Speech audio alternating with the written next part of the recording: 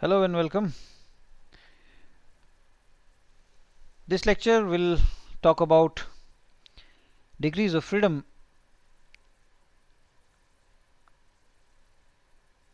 from the perspective of control. Degrees of freedom is a very fundamental concept, a very essential concept, and in fact I would go to the extent of saying that it all begins and ends with degrees of freedom. What does it mean? Degrees of freedom, as the word suggests. Degrees of freedom means what are you free to change? What am I free to change? That's what a degree of freedom is. So, strictly speaking, or mathematically speaking, or formally speaking, the number of variables, process variables, that can be adjusted independently. From the perspective of control, the number of process inputs that can be adjusted independently. In any field, if you look at traditional degrees of freedom analysis, they will say, oh, so you look at the process, model the process model will have number of independent variables, then there will be constraints in the form of independent material and energy balances, thermodynamic equilibrium constraints, and then you'll be specifying a few things.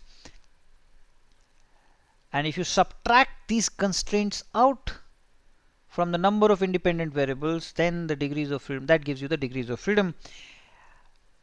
When the degree of freedom is 0, that means you've got a square system. That means the number of independent variables and the number of constraints are equal. That gives you a square system of equation. That square system of equations you end up solving to get the solution to that square system of equations. As you would see, this method of calculating degrees of freedom, where you tabulate number of independent variables, number of constraints, the constraints being material energy balances, equilibrium constraints, and any specifications, this is guaranteed to fail, because either you would have missed out on an independent variable, or you would have double counted a variable, or you would have missed out on a constraint, some very obvious constraints. Pressure here must be equal to pressure there. You miss out on that and your degree of freedom is off by 1. Temperature here must be equal to temperature there. You miss out on that constraint, your degree of freedom is off by 1. Sometimes you end up counting constraints twice. Summation xi equal to 1. Yeah, should it be counted? Should it not be counted? I always get confused with that. Summation yi should be equal to 1. Should it be counted as a constraint or not? I always get confused. Okay, so this traditional way of calculating degrees of freedom is guaranteed to fail. What we require then is a simple and intuitive methodology for degrees of freedom analysis. So, I mean, very simple. You're driving a car, and let's say you're not changing gears. What's your degree of freedom? And let's say the road is clean, no braking. Degree of freedom is only 1. Your accelerator pedal position. That's it.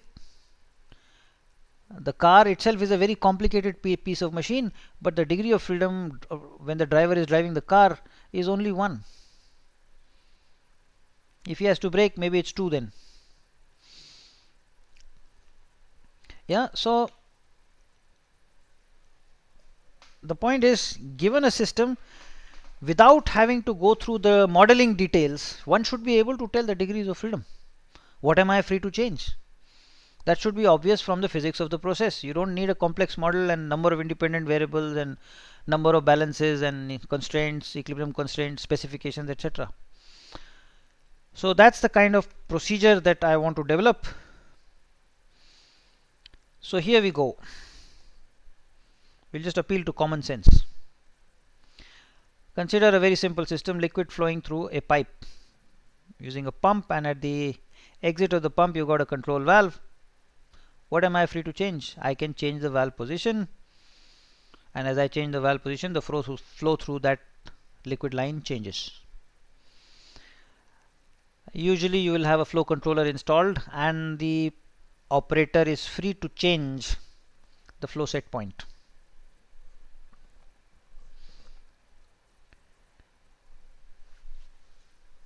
So what's the degree of freedom? There's one adjustable flow, degree of freedom is 1. Let's complicate it a little more. And that degree of freedom, the way we have drawn it, is the liquid flow rate, the desired liquid flow rate, the flow set point which the operator is setting.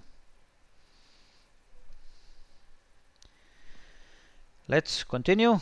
Look at a slightly more. Now you got a liquid flow network.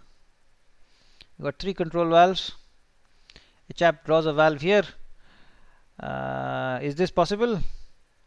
Well, if it's incompressible flow, it's not possible, and even if it is compressible flow, you would rather not have a valve because pipe may burst because of overpressurization or collapse because of vacuum. So this should not be there. Why should this not be there? Because it's incompressible flow. So the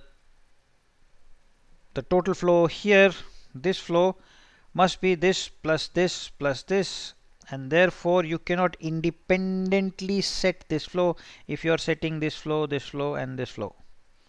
So if you are setting the 3 branch flows, the total flow going in cannot be set. It is the sum of those 3 branch flows, and therefore putting a valve here is not appropriate because this is not independent. And let's say you got flow controllers, so the flow set points on the 3 branches are the 3 degrees of freedom. So degrees of freedom is 3, and those are the 3 branch flows or split flows. Let's look at a mixer, a T and 2 mixers. So this is what we have. Again, see, this guy,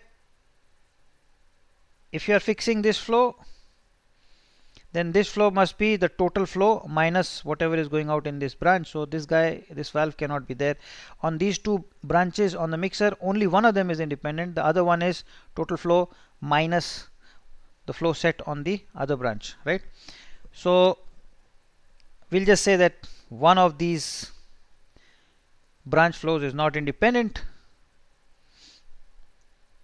You put in flow controllers on all the valves. The flow set point of these flow controllers are the 4 specifications. So the degree of freedom is 4, and these degrees of freedom specifications corresponding to these degrees of freedom are the 3 split flows and the 1 mixed flow. So these are liquid flow networks, incompressible flow networks. Now let's look at a simple surge tank. So you got liquid flowing in and liquid flowing out. You got 2 control valves, and you can fix the flow rate on the 2 control valves, and so the operator is fixing the inflow and the outflow. So here there are 2 adjustable flows.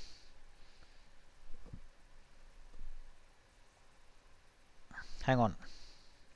Okay. Now in this case you got flow in and flow out as the 2 specifications that the operator is specifying. We all know that if the flow in is not equal to flow out, let us say the flow in is greater than flow out, then the level in the tank will keep increasing. So the tank will not be at steady state, its level will continuously increase. Alternatively, if the flow out is more than the flow in, then the level of the tank will continuously keep decreasing until the tank runs dry.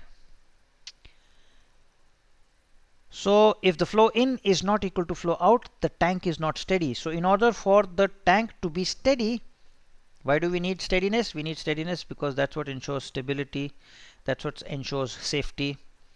So if you want steadiness, if you want steady state, then one must ensure that flow in is equal to flow out. Somebody may say, oh, so this is flow in set point, flow in, and this is flow out set point. Because I know these 2 should be the same, only then the level will be fixed. So I would say that, oh, let us say the inflow is independent and what I will do is F out is set equal to F in set point. See, even here the process is not steady because the flow sensors are never exact. Maybe the flow in sensor is saying the flow rate is 100 meter cube per hour. On the other hand, even though the sensor is saying it's 100 meter cube per hour, the actual flow plus minus 10% flow error is pretty routine. So actual flow may be 105. Flow out set point is 100, but the actual flow may be 95. So flow in is greater than flow out by 10 meter cube per hour, and therefore this level will keep increasing. So even if I do flow out is equal to flow in, I still have level slowly increasing because of flow discrepancies. So this does not close the material balance. This does not ensure steady operation. So what do? You say, well, what I'm going to do is install a level controller. So if flow in is not equal to flow out, or flow out is not equal to flow in, then a level controller will see if the level is increasing, that means the flow out must be increased. And if the level is decreasing, that means the flow out must be decreased. And in this way, the level controller ensures that flow out matches flow in. So in this case, for this control system where material balance is closed on the tank, there are two adjustable flows. You require one material balance controller, which is achieved by the level controller. So there are two control degrees of freedom in the sense that there are two independent things that can be adjusted. Now notice, suppose I change the level set point. If I change the level set point, what will happen? If I increase the level set point, what would the level controller do? In order to increase the level, it will decrease the outflow. So the level will start increasing. And then ultimately the outflow will reach the same value as beginning, because at steady state, regardless of what is the level, inflow must be equal to outflow. Or rather, outflow must be equal to inflow. So when I change the level set point, when I change the level set point, at the final steady state, the flow through the system remains the same as the inflow. So changing the level set point has a dynamic imprint, but it has no steady state consequence. The steady state flows are the same as the initial steady state. On the other hand, if I increase the inflow, what will happen to the level? Inflow will increase, so the level will increase. As the level increases, the level controller will increase the flow, and ultimately the flow out will exactly match the inflow, and it may exactly match the inflow like this, depending on whether it's a P controller, or it may match like this depending on if it's a PI controller. But regardless, at the final steady state, F in and F out must be matched. So this is, the step is F in and these guys are F out. So F in must be equal to F out at final steady state. And so if F in is changed, outflow will also change. So changing this set point causes a change in the final steady state.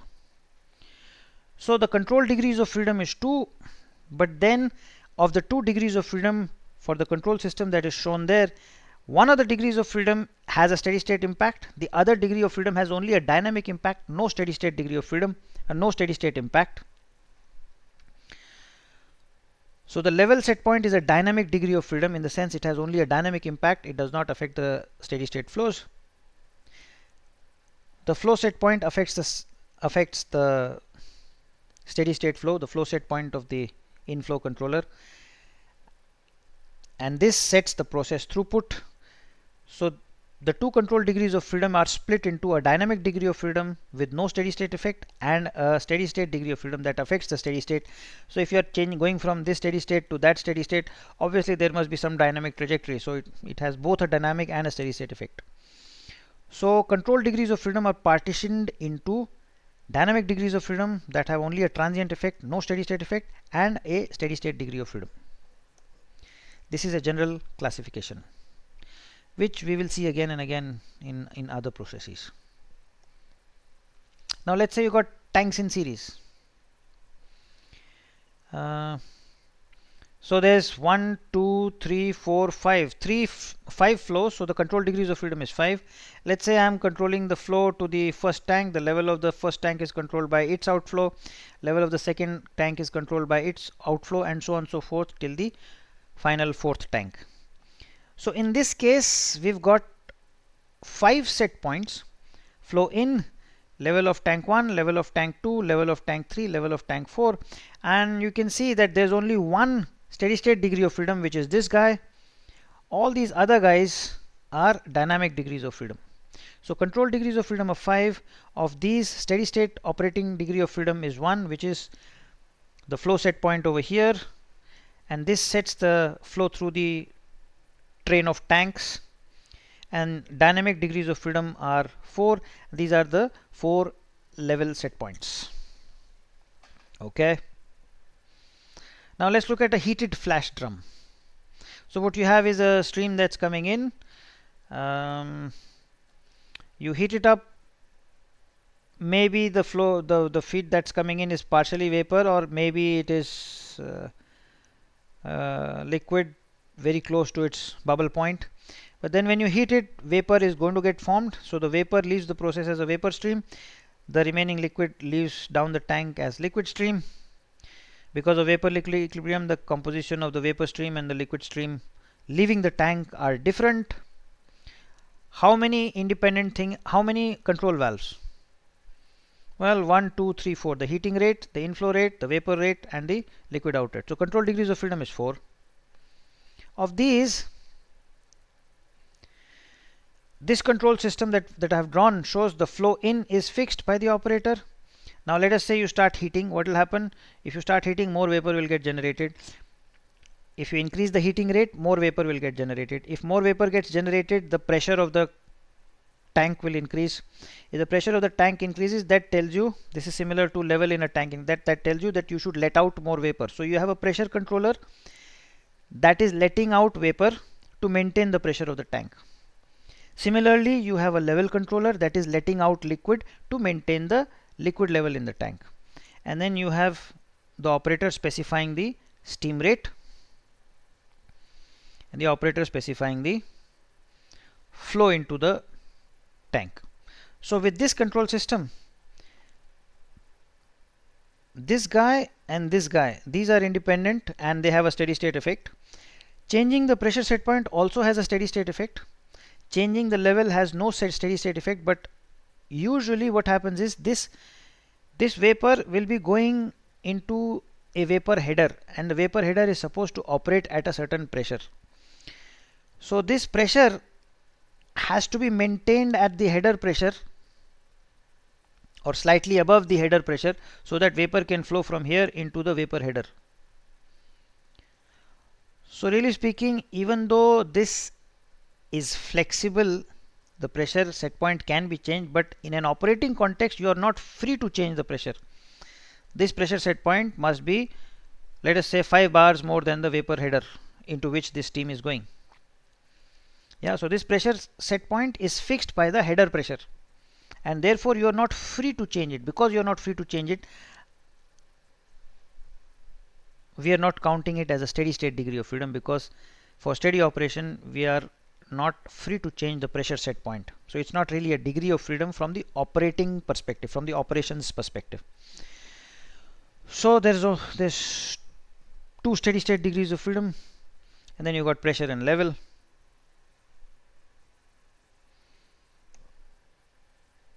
Let's look at a non-isothermal CSTR. How many control valves? Liquid phase. 3 control valves. Here the control degree of freedom is 3. But here you must note, if you change the level, let us say you go from 50% to 90%, then the residence time increases. If the residence time increases, the conversion increases, and therefore the mole fraction of the unreacted reactants and the mole fraction of the products due to the reaction in the effluent stream changes. So in this case, when you change the level affects steady state. Because level affects steady state,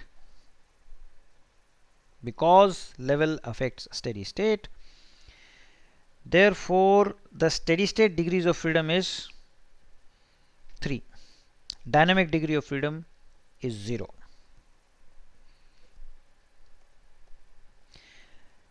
So here we are showing you got a temperature controller that's adjusting the cooling duty, you got a level controller that's adjusting the outflow, and you got a flow controller that's fixing the inflow. So this affects the steady state, this affects the steady state, this also affects the steady state, and therefore the steady state degree of freedom is 3. Level here is a steady state degree of freedom because changing the level affects the conversion of the reactor. Simple distillation column. If you look at a simple distillation column, oh, what happened here? Maybe I should hide this guy, huh? How do you hide this?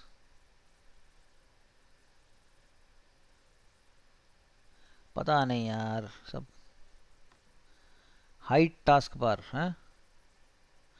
Settings. I don't know, man. Okay, so now we are okay. So there are 6 control valves, 1, 2, 3, 4, 5, 6, and therefore the control degrees of freedom is 6, and I'm just showing the most commonly used control system on a distillation column. You got the feed underflow control, you got the reflux underflow control, you got the reflux drum level under level control, you got the condenser duty being adjusted to maintain the column pressure. This is similar to a flash drum. You got the bottom sump level controlled by adjusting the bottoms rate or the bottoms valve, and you've got the steam flow to the reboiler adjusted, fixed by this guy.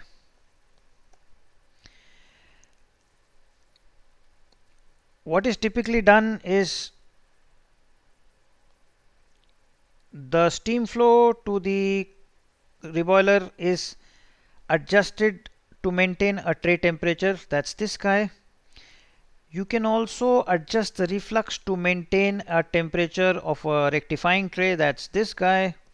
So in this case, by the way, changing this level set point does not have any effect on the steady state. It doesn't affect the steady state.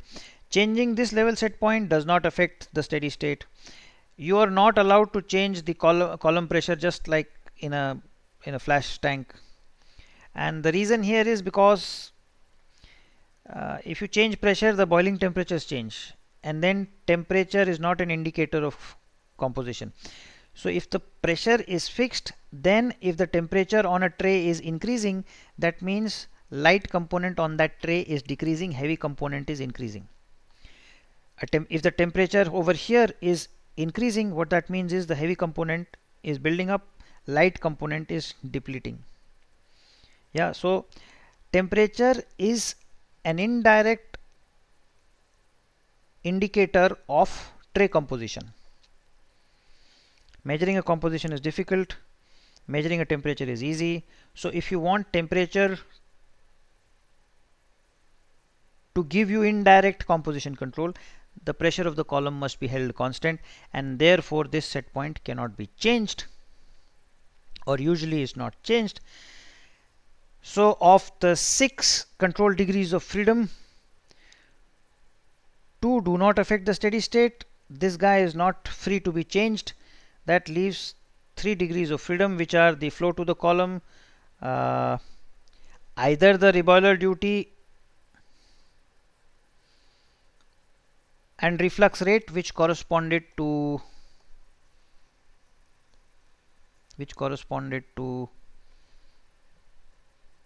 this guy,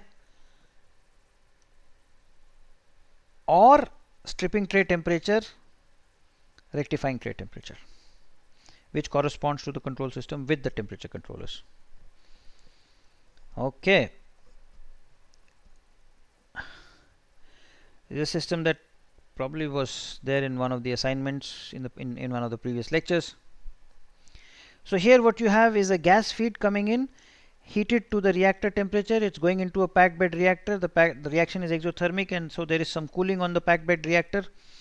Exothermic reaction occurs in the packed bed reactor. The hot reactor effluent vapor is cooled, condensed. The liquid leaves down as the liquid from the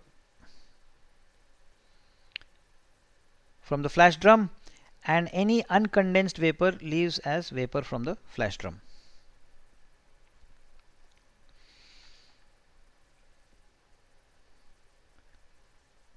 So these are my control degrees of freedom: 1, 2, 3, 4, 5, 6. Somebody may say, oh, why do we not have a valve here? We don't have a valve here because this is just flow through a pipe. You can set the flow through a pipe at only one location, not at multiple locations. Okay, so 1, 2, 3, 4, 5, 6. So control degrees of freedom is 6. Here's a very simple common sense control system that I've implemented. You got feed under flow control. Reactor inlet temperature is maintained by adjusting the preheater duty. Reactor temperature is maintained by adjusting the reactor cooling duty. The temperature of what is going into the flash tank is maintained by adjusting the cooler duty.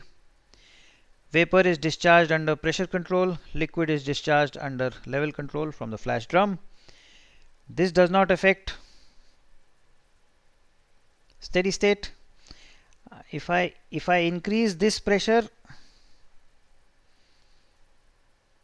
reactor pressure increases. If reactor pressure increases, conversion changes. So reactor pressure here I have included as a degree of freedom that affects steady state, similar to reactor level affecting a steady state. So what are my steady state degrees of freedom? Throughput, reactor inlet temperature, reactor temperature, reactor pressure. By the way, reactor pressure is the same as the flash drum pressure. Condensate temperature, because that determines so let us say if it's a binary system, and if you look at the TXY plot, you will have something like this, right? So if you have temperature set point here, then you have vapor here and liquid here. If you have temperature set point here, then vapor is here, liquid is here, and so on and so forth. So the temperature set point that you have here determines the vapor liquid split. Okay, therefore it is a condensate temperature is a degree of freedom that affects steady state. Okay, so that's that. Let's look at some. Here's a toy process. A plus B goes to C. So you got fresh A and fresh B going. I've removed heaters in this. Usually there will be a heater there, but I've removed that for convenience. So fresh A plus fresh B mixed with recycle A and B, go to a reactor. A and B react to give C. Exothermic reaction. Reaction heat is removed by cooling. Reactor effluent contains A, B and C. C being heavy because it is formed by the addition of A to B. It's a heavier product, so because it is heavy, it drops down the distillation column. Unreacted A and B are recycled up the top. So how many degrees of freedom are there? 1, 2, 3. 3 of these valves, and then 6 valves for the distillation column. So control degree of freedom is 9. Of these control degrees of freedom, you're not free to change the column pressure, and the reflux drum and bottom sump levels don't affect the steady state, so you take out those 3.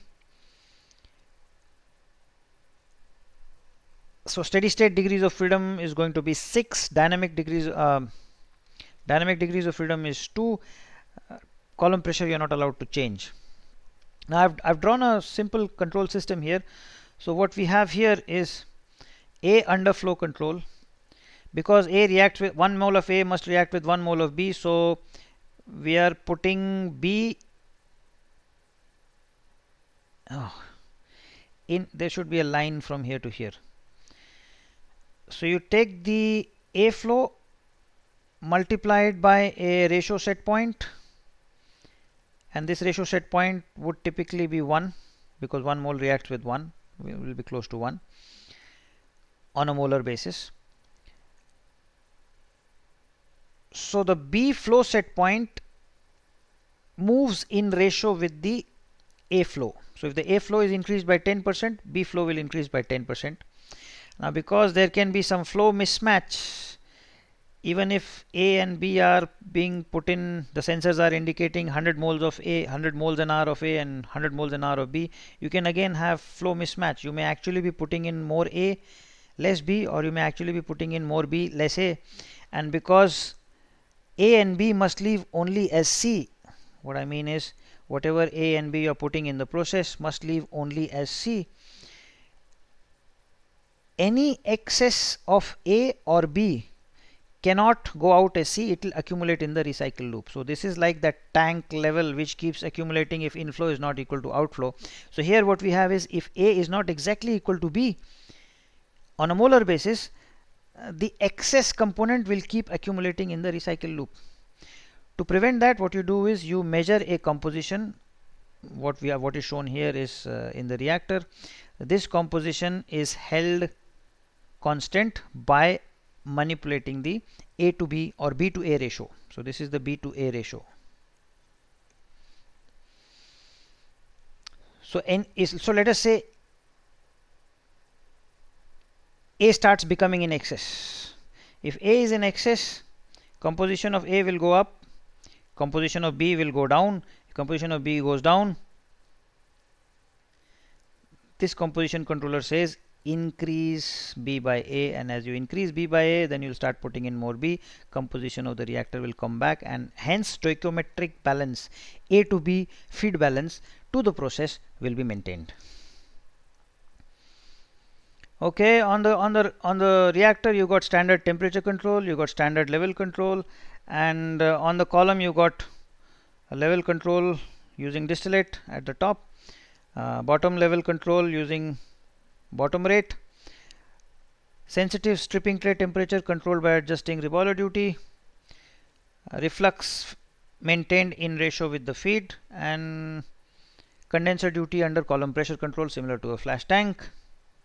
And so what are my specifications corresponding to the degrees of freedom? Throughput, reactor level, and note that reactor level is going to affect composition conversion, and therefore it affects the steady state, so it is counted as a steady state degrees of freedom. Reactor temperature, reactor composition, which is this guy, column L by F, which is this guy, column temperature, which is this guy, and then I've got column pressure, reflux drum level, and I've got reflux drum level, and I've got bottom sump level. So these are my, and these are not counted in the steady state degrees of freedom because pressure I am not free to adjust, and the two levels on the column don't affect the steady state. So these are the 9 degrees of freedom used in a control system for the toy process.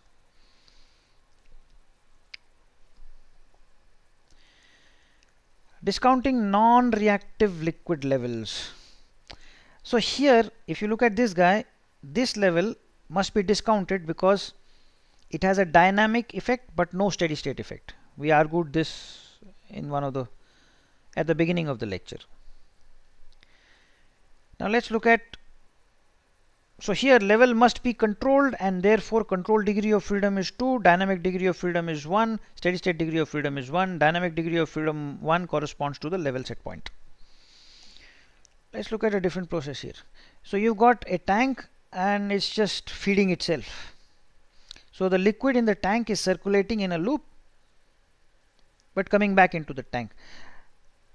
I've made it especially simple, but let us say you got, I don't know, unit 1, unit 2, you could have multiple units in this loop, but ultimately everything is going around the loop and getting back into the tank. Let us say this is the process. So you got a flow controller, you can set the flow of the liquid's recirculation rate.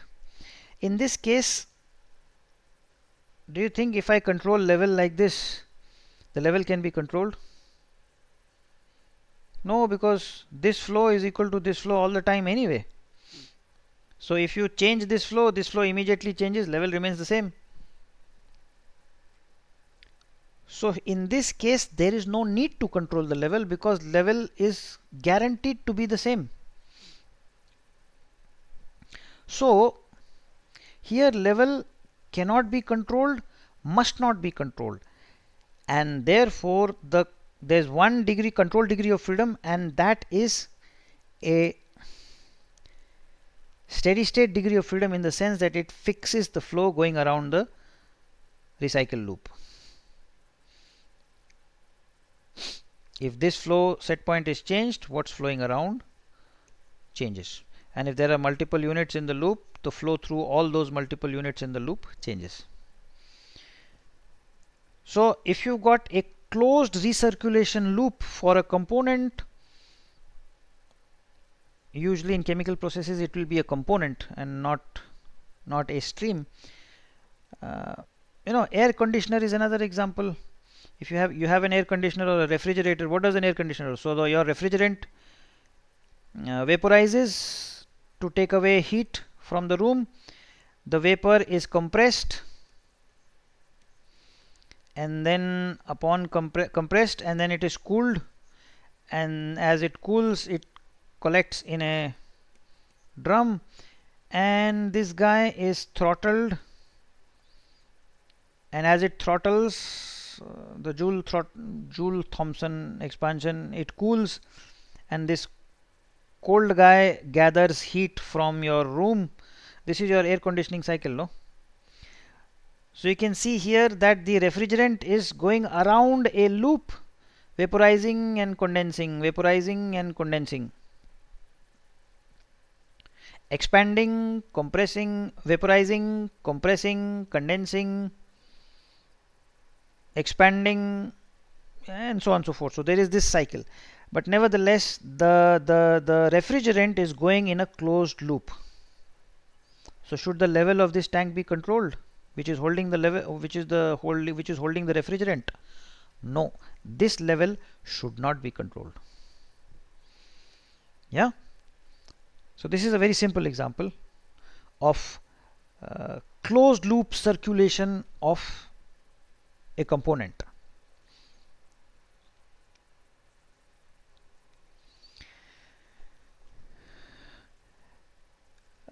Let's look at homogeneous extractive distillation.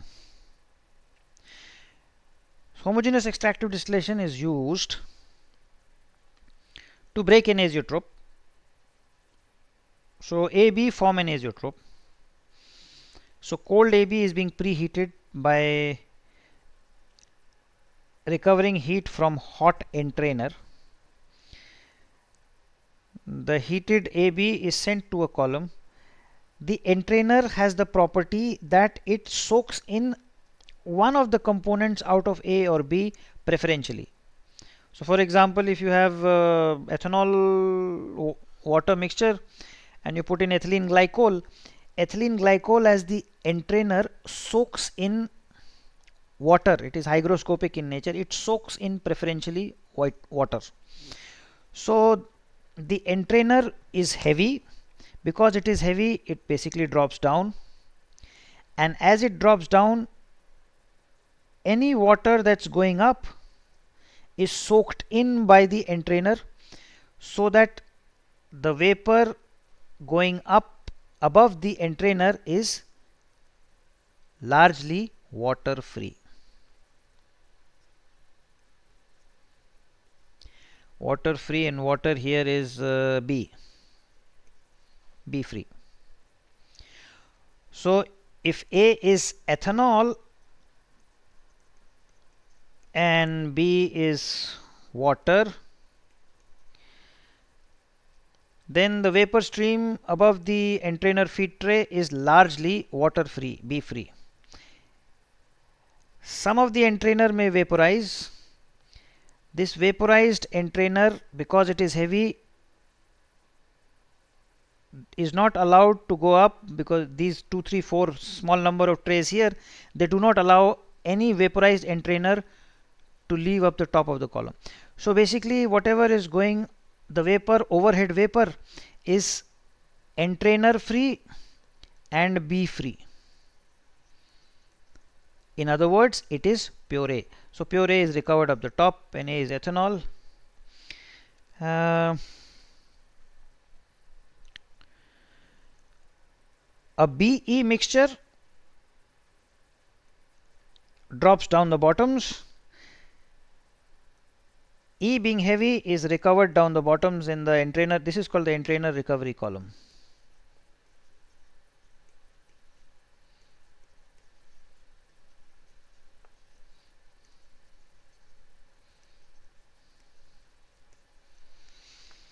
And this is the extractive column.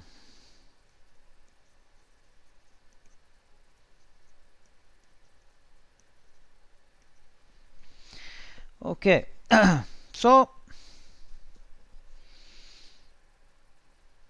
you get pure water up the top and pure alcohol up the top, and entrainer is circulating around the plant. So the entrainer is basically circulating around the plant like this.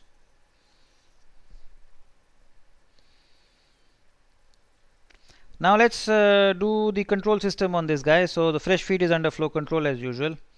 Reflux under flow control, pressure control, level control, temperature control, level control. Second column, same thing, pressure control, flow control, level control, temperature control.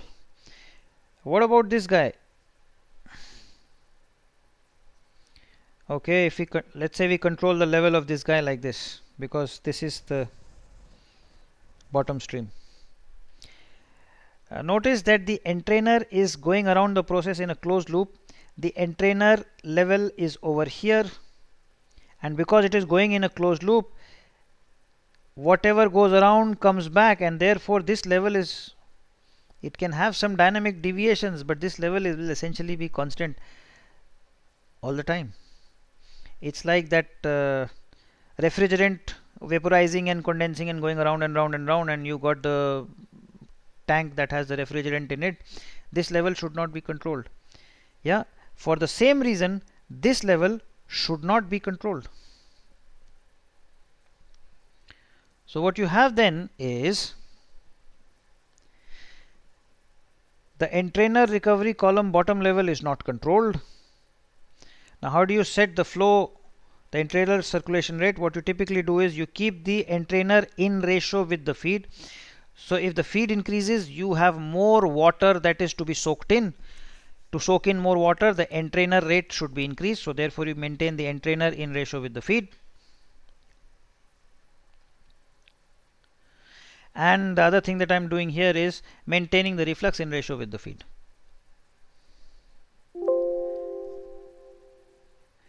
So how many control degrees of freedom are there? 6 valves on the first column plus 5 valves on the second column. Control degrees of freedom is 11. There are 4 levels, of which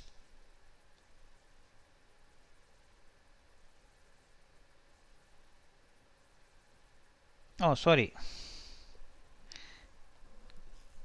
what the hell happened here? So there are 4 levels,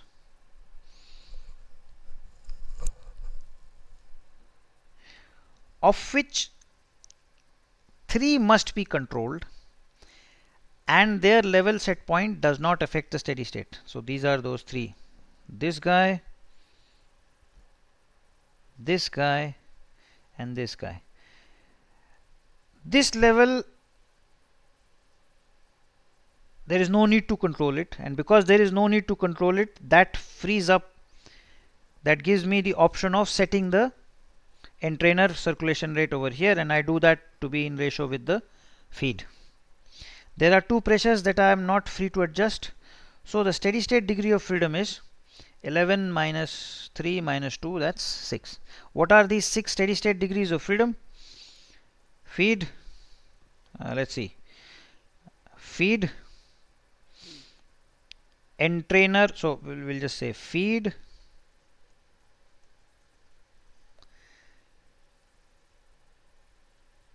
solvent to feed ratio, that's this guy. Reflux in the first column, temperature in the first column, reflux by feed ratio in the second column, temperature in the second column. How many things are these? 1, 2, 3, 4, 5, 6. These are the 6 steady state degrees of freedom for this control system. So I hope it's clear to you that you really don't need to model the process and develop a detailed model to figure out degrees of freedom. Figuring out degrees of freedom is actually pretty straightforward. Just put in valves on all the flows that are independent, discount levels that don't affect the steady state, and anything else that you're not free to change, such as column pressures or flash drum pressure, and that gives you the steady state degree of freedom. As an exercise, here is a Petliuk column, and I'll explain what a Petliuk column does. There's an ABC mixture that goes in. This is the pre-fractionator. This is called the pre-fractionator.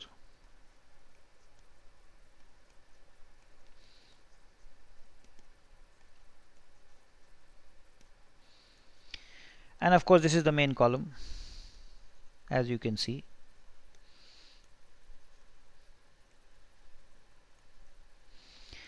Now, A is light, B is intermediate, and C is heavy. So what the pre-fractionator does is it does the easiest split first. So if you've got an ABC mixture, what it does is it does an AC split. So some of the B goes up the top, some of the B goes down the bottom, none of the C goes up the top. So this, the vapor, overhead vapor is A and B, very little C. Bottom is B and C, very little A. A is impurity. Now if you take this AB mixture and rectify it, B being the heavy component, the rectifying section will prevent the B from going up, so therefore you get pure A up the top.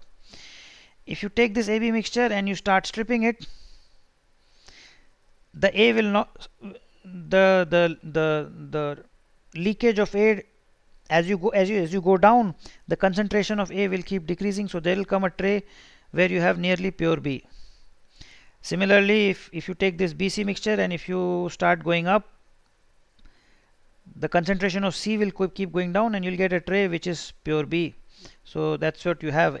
From a particular tray you take out pure B liquid side raw. BC mixture, if you strip it, the stripper will prevent B from going down, so eventually you get pure C. So this is a Petliuk column that separates an ABC mixture into pure A, pure B, and pure C using a pre-fractionator and a main column. Well, so what's the control degrees of freedom? What's the steady state degrees of freedom? And put in a control system and then tell us what are the specifications corresponding to the degrees of freedom, particularly the steady state degrees of freedom and any dynamic degrees of freedom. So that's the problem. I hope the problem is clear. Do it in your leisure time.